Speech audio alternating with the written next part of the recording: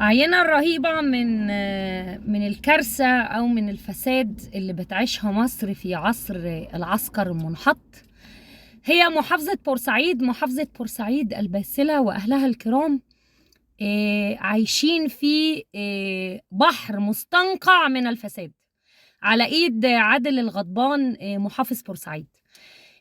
في مصنع للكيماويات، استثمار إسرائيلي وإدارة هندية جنب الحي الإماراتي. ومعرفش إيه الحي الإماراتي ده كمان، لكن بتقصى عنه يعني دلوقتي. المصنع دوت هو مصنع للكيماويات. مصنع الكيماويات ده في وسط كتلة سكنية، وده طبعا مش صح.